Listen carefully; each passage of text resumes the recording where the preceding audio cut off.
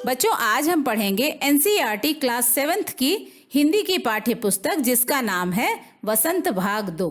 और इस पाठ्य पुस्तक का 11वां पाठ है जिसका शीर्षक है रहीम के दोहे। यहाँ पर कुछ दोहे दिए हैं जो कि रहीम के द्वारा लिखे गए हैं। तो आइए देखते हैं इस पाठ में हम रहीम द्वारा लिखे गए कौन कौन से दोहे पढ़ने वाले हैं और इनसे हमें क्या सीख मिलती है। सबसे पहले इन दोहों के बारे में या पाठ से संबंधित कुछ बातें कर लेते हैं। पाठ 11 रहीम के दोहे, पाठ से संबंधित कुछ बातें। बच्चों, रहीम के द्वारा लिखे गए यह दोहे हमें जीवन की वास्तविकता का परिचय देते हैं। इसके साथ ही प्रेम, त्याग और हर परिस्थिति का सामना सहज भाव से करने की प्रेरणा भी देते हैं। दोहे शब्द का अर्थ होता है ऐसी कविताएं जो सिर्फ 2 पंक्तियों में लिखी जाएं।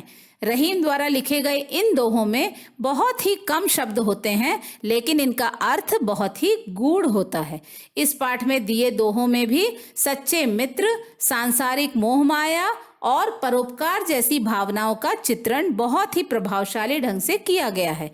तो आइए देखते हैं इन दोहों के माध्यम से रहीम हमें कौन सी ज्ञान की बातें बता रहे हैं। तो बच्चों, जैसा कि आप देख रहे हैं यहाँ पर इन दोहों के माध्यम से हमें बहुत सारी जीवन की सीख दी गई है। जैसे कि सच्ची मित्रता का अर्थ क्या होता है, सांसारिक मोह माया किस तरह से हमें बुरे रास्ते में ले जाती है और मनुष्य में परोपकार जैसी भावनाओं का होना किस तरह से जरूरी है। इन सारी बातों को हम दोहों के रूप में आज पढ़ेंगे। तो आइए शुरू करते हैं। सबसे पहला दोहा है पेज 83। कही रहीम संपत्ति सगै, बनत बहुत बहुरीत, विपत्ति कसौटी जे कसे, तेई सांचे मीत। यहाँ पर इस दोहे में आने वाले कुछ कठिन शब्द हैं और उनका शब्दार्थ कुछ इस तरह से है। पहला है कही रहीम, रहीम कहते हैं। संपत्ति धन, सगे अपने लोग या प्रियजन, बनत बनते हैं, बहु बहुत, रीत तरीका, विपत्ति मुसीबत या संकट, कसौटी परखने का आधार, जे कसे सही साबित होना, तेई वही, साचे सच्चे, मीत मित्र। तो आइए देखते हैं इन पंक्तियों का भावार्थ क्या है। प्रस्तुत पंक्तियों में रहीम कह रहे हैं कि जब हमारे पास धन संपत्ति होती है तो बहुत सारे लोग हमारे हितैषी और मित्र बनकर हमारे साथ बने रहते हैं, लेकिन सच्चा मित्र वही होता है जो विपत्ति के समय भी हमेशा हमारे साथ खड़ा रहे, अर्थात हमारे धनवान न होने पर भी वह हमारा साथ देकर मित्रता की कसौटी पर खरा उतरे। बच्चों, यहाँ पर रहीम कह रहे हैं कि सच्चे मित्र की पहचान हमेशा मुसीबत के समय ही होती है, क्योंकि कभी कभी हमारी समृद्धि या हमारी धन दौलत को देख करके भी लोग हमें अपना सच्चा मित्र कहने लगते हैं। लेकिन जब हमारे ऊपर कोई मुसीबत आती है उस वक्त जो हमारे साथ खड़े रहते हैं वही सच्चे मित्र कहलाते हैं। यहाँ पर कसौटी जो है एक ऐसे पत्थर को कहा जाता है जिसका रंग काला होता है और उस पर सोने को घिस कर सोने की शुद्धता का पता लगाया जाता है। तो यहाँ पर कसौटी की तुलना हमारे जीवन में आने वाली परेशानियों से की गई है। जब हमारे जीवन में परेशानियां आती हैं उस वक्त जो हमारा साथ देते हैं वही हमारे सच्चे मित्र कहलाते हैं। तो आइए देखते हैं दूसरा दोहा। जाल परे जल जात बही, तजी मीनन को मोह, रहीमन मछरी नीर को, तऊ न छाड़ती छोह। इन पंक्तियों में जो कठिन शब्द हैं वो कुछ इस तरह से हैं। जाल जाली, परे पड़ने पर, जल पानी, जात जाता है, बही बहना, तजी छोड़कर, मीनन मछली, मोह लगाव प्यार, मछरी मछली, नीर जल पानी, तऊ तब भी, न छाड़ती नहीं छोड़ती, छोह प्रेम या प्यार। इन पंक्तियों का भावार्थ कुछ इस तरह से है। प्रस्तुत पंक्तियों में रहीम कह रहे हैं कि जैसे ही कोई मछली जाल में फंसती है, हमेशा उसके साथ रहने वाला जल उसका मोह छोड़कर जाल से बाहर बह जाता है, लेकिन मछली उस जल के मोह को त्याग नहीं पाती और जल के अलग होते ही उसके प्रेम में तड़प कर अपने प्राण दे देती है। तो बच्चों यहाँ पर उन लोगों की बात की गई है जो कि हमारे अपने हैं और मुसीबत के समय हमारा साथ न देकर वो हमें छोड़कर चले जाते हैं और उनके प्रेम में हम यहाँ तड़पते रहते हैं। तो यहाँ पर रहीम ने मछली का उदाहरण देते हुए कहा है कि मछली जो हमेशा पानी में रहती है, पानी के बिना मछली की कल्पना भी नहीं की जा सकती, लेकिन जैसे ही वो मछली जाल में फंसती है, अर्थात जैसे ही वो मुसीबत में फंस जाती है, पानी जो कि हमेशा उसके साथ रहता है वो उसे छोड़कर जाल से बाहर बह जाता है। लेकिन मछली उस पानी का मोह, उसका प्यार भूल नहीं पाती और उसके विछोह में या उसके अलग होने पर उसके प्रेम में तड़प तड़प कर जान दे देती है। अगला दोहा कुछ इस तरह से है, तरुअर फल नहीं खात है, सरवर पियत न पान, कही रहीम पर काज हित, संपत्ति संचही सुजान। इन पंक्तियों में आए कठिन शब्द कुछ इस तरह से हैं, तरुअर पेड़, नहीं नहीं, खात खाते, सरवर तालाब, पियत पीना, पान पानी जल, परकाज दूसरों के काम के लिए, हित भलाई, संपत्ति धन दौलत, संचही एकत्र या जमा करना, सुजान ज्ञानी या सज्जन।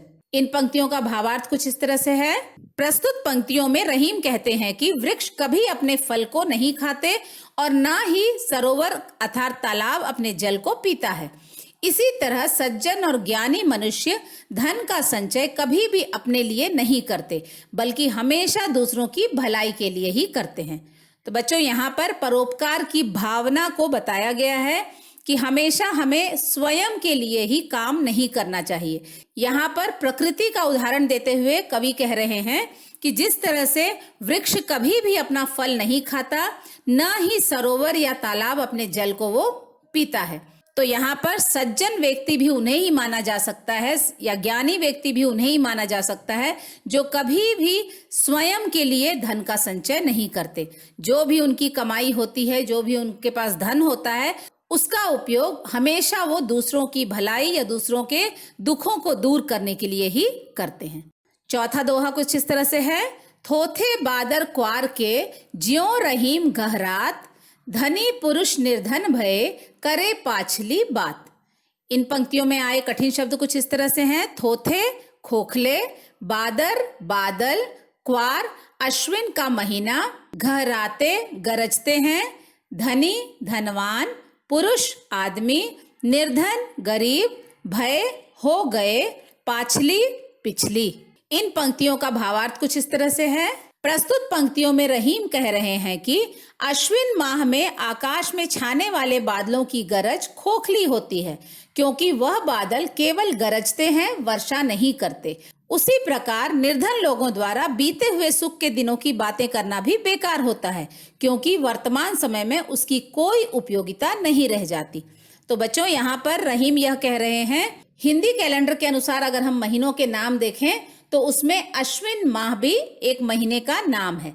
अंग्रेजी कैलेंडर के अनुसार अश्विन माह सितंबर या अक्टूबर का मंथ होता है। तो यहाँ पर रहीम यह बता रहे हैं कि सितंबर, अक्टूबर या फिर अश्विन के महीने में जो आकाश में काले बादल नजर आते हैं वे खोखले होते हैं, उनमें वर्षा का जल नहीं होता, वो सिर्फ गरजते हैं लेकिन वो वर्षा नहीं करते।